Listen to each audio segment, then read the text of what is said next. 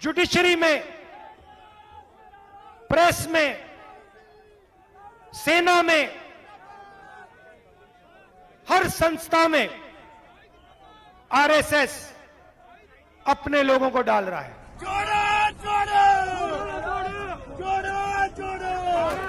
ये भी नफरत फैलाने का काम करते हैं। 24 घंटा हिंदू मुस्लिम। नमस्कार, मैं रवीश कुमार। हम आए हैं भारत जोड़ो यात्रा कवर करने के लिए, लेकिन मैं बहुत कम समय के लिए इस यात्रा से का कवर कर पाया हूं। 1-1.5 घंटे का ही वक्त बिता पाया, तो समझने का दावा नहीं कर सकता कि मैंने बहुत गहराई से देखा। लेकिन आने से पहले मैंने एक कवरेज क्लास जो कमेंट्री करता है अखबारों में, उनके लेख जरूर पढ़े और देखा कि यात्रा को किस तरह से खारिज किया जा रहा है। इस कवरेज क्लास ने लिखा तो इस तरह से कि यात्रा बहुत महत्वपूर्ण है, लेकिन भीतर जो लिखा उससे लगा कि यात्रा बहुत मामूली है। तो कमेंटेटर क्लास क्या यात्रा के भीतर उठाए जा रहे सवालों को महत्व दे रहा है? बेरोजगारी, मीडिया के अधिग्रहण या उसके स्वामित्व के सवालों को इसके चुप्पी के सवालों पर बहस कर रहा है? नहीं कर रहा है, वो इनसे बच रहा है। बीजेपी जो कांग्रेस मुक्त भारत का नारा दे रही थी, उसे भी शक था कि राहुल गांधी इस यात्रा को पूरी नहीं कर पाएंगे, लेकिन 150 दिनों की ये यात्रा है। राहुल गांधी 115 दिनों की यात्रा पूरी कर चुके हैं। तो एक तरह से हम इस यात्रा में थोड़ी देर के लिए शामिल होकर इसके तमाम पहलुओं पर हम ध्यान देने की कोशिश करेंगे और अपनी टिप्पणी पेश करेंगे। आप देख रहे हैं हमारा YouTube channel Ravish Kumar official. Subscribe कीजिए, ज्वाइन कीजिए। हमारा चैनल फेसबुक पर भी मौजूद है।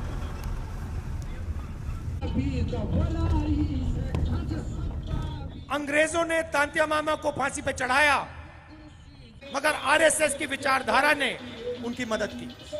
ये भी मत भूलिए, वनवासी शब्द के पीछे ये भी सोच है।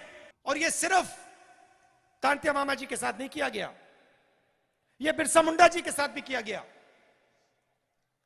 इन दोनों महापुरुषों ने आदिवासियों की लड़ाई लड़ी, अंग्रेजों से लड़ाई लड़ी। भाइयों और बहनों, लक्ष्य एक है, संविधान को खत्म करना। उस जीवित आवाज का गला घोटना, यह काम आरएसएस कर रही है। और यह काम कांग्रेस पार्टी और हिंदुस्तान की जनता उनको कभी नहीं करने देगी, कभी नहीं करने देंगे।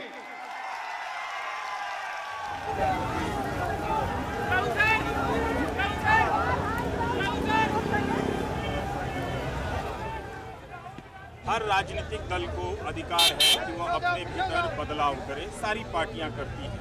मगर कवरेज क्लास ने, जिससे बहुत आसानी से जिसने बीजेपी के भीतर नई बीजेपी देख लिया, उसने कांग्रेस के भीतर नई कांग्रेस नहीं देखा। क्या इस यात्रा से कांग्रेस के भीतर कोई नई कांग्रेस बन रही है? अब तक यही दिखा कि कांग्रेस के भीतर एक ऐसा तबका है जो बीजेपी में जाने के लिए तैयार है।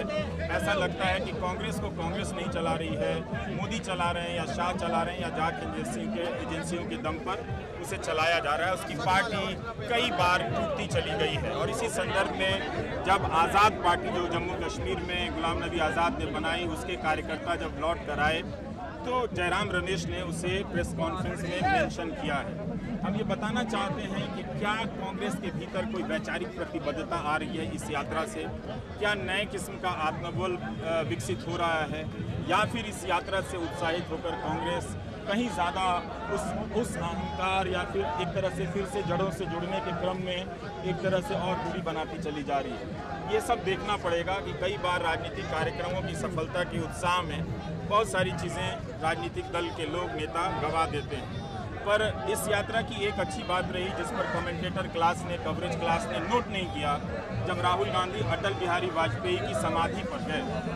दरअसल वहां जाना एक बड़ा राजनीतिक संदेश था, लेकिन किसी ने नोट नहीं किया, क्योंकि तब फिर राहुल गांधी की तारीफ करनी पड़ती। इसलिए ज़्यादा आसान है कि 2024 के नतीजों से जोड़ देना और इस यात्रा को खारिज कर देना। मेरी राय में यहाँ पर राहुल गांधी ने एक गलती कर दी। उन्हें लाल कृष्ण आडवाणी के पास जाना चाहिए था, उनसे कहना चाहिए था कि आपने भी एक रथ यात्रा निकाली थी जिसकी प्रतिक्रिया में देश भर में हिंसा हुई और क्या क्या हुआ वो देश के सामने उसका पूरा इतिहास है। हमने एक यात्रा निकाली है, भारत जोड़ो यात्रा, क्या आप उसमें आना चाहेंगे? उनसे संवाद करके राहुल गांधी को लाल कृष्ण आडवाणी के पास जाना चाहिए था, उन्हें पत्र लिखना चाहिए था। पर यह भी एक संकेत तो है कि वो अपने विरोधी दल के नेता अटल बिहारी वाजपेयी की समाधि पर जाते हैं, जिन्हें नेहरू युग के नेताओं के रूप में भी देखा जाता रहा है। और बीजेपी की तरफ से, संघ की तरफ से, आईटी सेल की तरफ से नेहरू पर काफ़ी हमले होते हैं। ये आलोचना भी वाजिब है कि 8 साल तक कांग्रेस नेहरू पर हो रहे हमले का बचाव नहीं कर सकी। तो हम इन यात्रा के ज़रिए, यहाँ जो दिए गए बयान हैं, उसके ज़रिए हम देखने का प्रयास कर रहे हैं कि राहुल गांधी किस तरह से कांग्रेस में एक जान फूंकने की कोशिश कर रहे हैं। विपक्ष कहाँ है? इस सवाल को इस देश में बहुत चतुराई से, बहुत निवेश के साथ पैदा किया गया कि विपक्ष नज़र नहीं आता है। लेकिन पहले कवरेज क्लास ने क्या किया? उसने विपक्ष पर लिखना बोलना बंद कर दिया, उसकी बातों को नोटिस करना बंद कर दिया। उस मास्टर की शान में जो लोकतंत्र को विपक्ष मुक्त करना चाहता था, विपक्ष की सरकारों को गिरा दिया गया, अवैध रूप से राष्ट्रपति शासन लगाया गया उत्तराखंड में, आप जानते हैं। और भारत जोड़ो यात्रा इसी सवाल का एक जवाब है कि विपक्ष कहाँ है। विपक्ष बनने की प्रक्रिया ही कांग्रेस के लिए इस वक्त ज़्यादा ज़रूरी लगती है कि सत्ता में आने से पहले विपक्ष के रूप में वो जनता का विश्वास हासिल करे। क्या कांग्रेस इस यात्रा के दौरान विपक्ष के रूप में दावेदारी कर रही है, जनता के बीच ये विश्वास हासिल कर पा रही है कि वो एक प्रमुख विपक्षी दल है, उसके सवालों को लेकर सड़क पर उतरने वाली विपक्षी पार्टी है। हम पार्लियामेंट में बात उठाने की कोशिश करते हैं, माइक ऑफ कर देते हैं। माइक ऐसे ऑफ कर देते हैं, बोलते जाओ जितना बोलना है, कुछ नहीं। देखो मैं दिखाता हूं आपको पार्लियामेंट में क्या होता है, मैं आपको दिखाता हूं।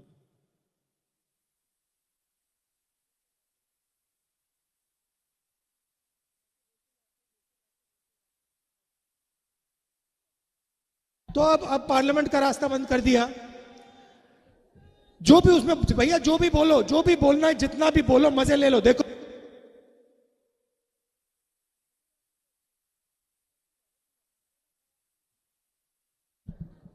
आवाज ही नहीं आती, तो मीडिया का रास्ता बंद, पार्लियामेंट में, विधानसभा में माइक बंद। तो हमने कहा चलो, सड़क को तो बंद नहीं कर सकते। इस यात्रा में आप देखिए तो नफरत से जुड़े सवाल उठाए गए। क्या कवरेज क्लास ने नफरत के सवालों को लेकर यात्रा को देखा?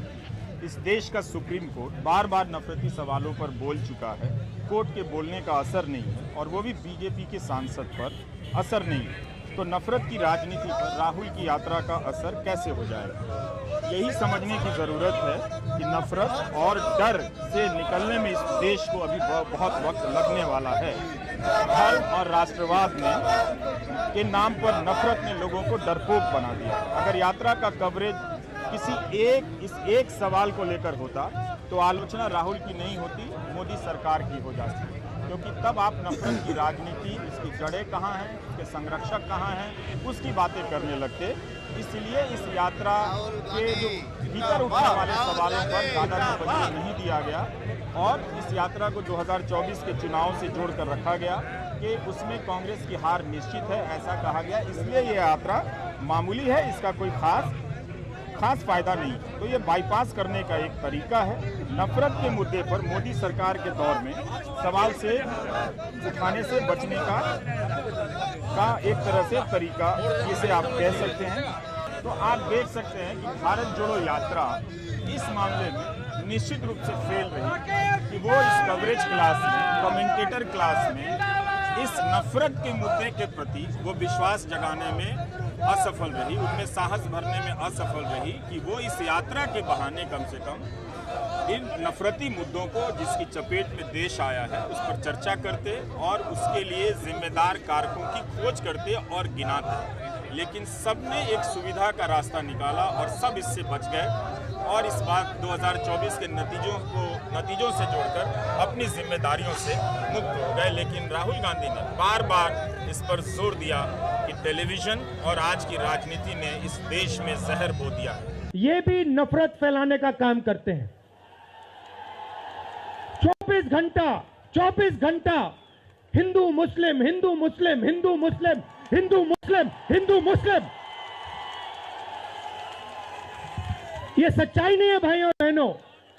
मैं चला हूं कन्याकुमारी से यहां तक, ये सच्चाई नहीं है। ये मीडिया में चलाया जाता है, फैलाया जाता है। ये देश एक है। इन सड़कों पे लाखों लोगों से मिला हूं। सारे के सारे एक दूसरे से मोहब्बत करते हैं, प्यार करते हैं, गले लगते हैं। तो आपने देखा कि कवरेज क्लास किस तरह से इस यात्रा में उठाए गए मुद्दों को किनारे करता रहा। राहुल गांधी ने तकरीबन हर दूसरे प्रेस कॉन्फ्रेंस में यह बात कही कि प्रधानमंत्री ने 8 साल से कोई प्रेस कॉन्फ्रेंस नहीं की है, जबकि वो सवालों का सामना करते रहे।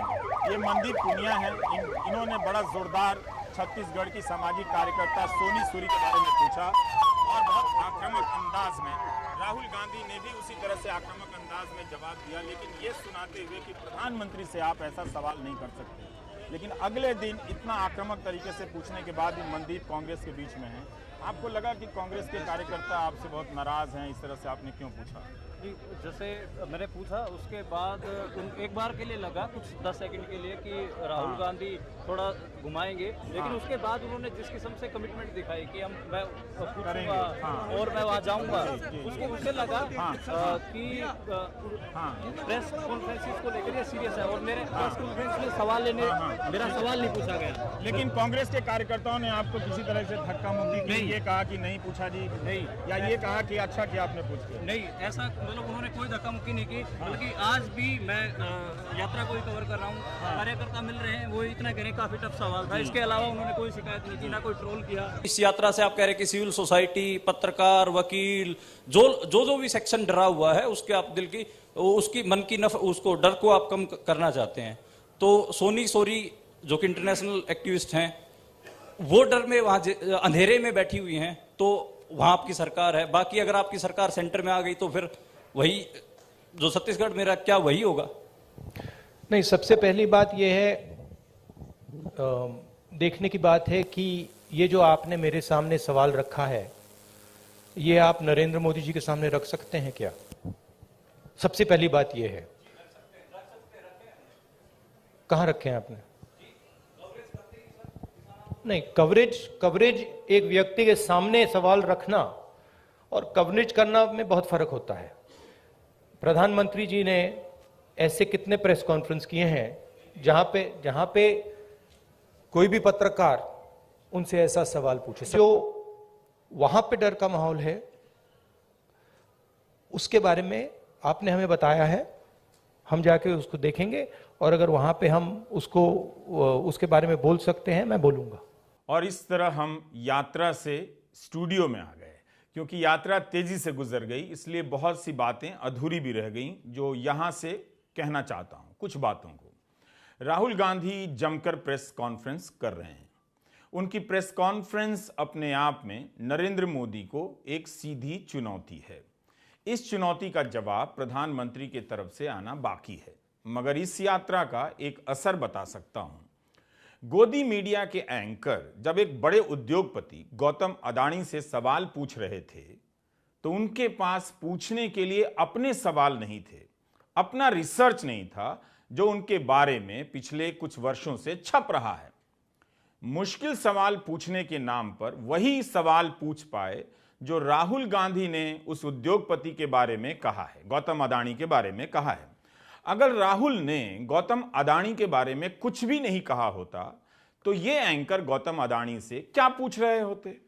आपने नोट किया होगा कि राहुल का जिक्र इस तरह से लाया गया इंटरव्यू में कि जैसे लोग ताली बजाकर हंसने लग जाएं।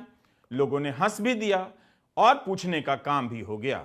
तो पत्रकार खुद को इस तरह से सवाल पूछने से बचा रहे हैं एक उद्योगपति के सामने। राहुल को पप्पू बताने वाला मीडिया उस उद्योगपति से सवाल भी राहुल के नाम पर कर रहा था। राहुल ने ये कहा है, राहुल ने आपके बारे में वो कहा है।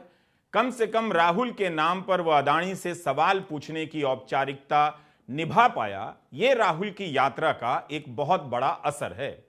लेकिन उनके जवाब के सामने, अदानी के जवाब के सामने काउंटर सवाल भी नहीं थे इन एंकरों के पास। राहुल ने यात्रा की शुरुआत में ही कहा कि देश का मीडिया 2-4 सेठ चला रहे हैं जिन्हें ऊपर के 2 लोगों से कथित रूप से लाभ मिल रहा है। यात्रा खत्म होते होते राहुल की बात कुछ हद तक साबित भी हो गई और पहले भी साबित हो चुकी है। कवरेज क्लास ने मीडिया को लेकर राहुल के बयानों पर भी ध्यान नहीं दिया। अगर 2024 में चुनाव हारने पर इस यात्रा को लेकर बात हो सकती है, तो चुनाव से पहले मीडिया की हालत पर बात क्यों नहीं हो सकती थी? टी शर्ट पर खूब बात हुई। जिस देश में एक नेता अपनी छाती की गलत साइज बताते हों, खुद की तुलना शेर से करवाते हों, उस देश के कवरेज क्लास में बेचैनी है कि टी शर्ट वाला कौन है, यह किस टाइप का शेर है, उसे ठंड क्यों नहीं लगती है।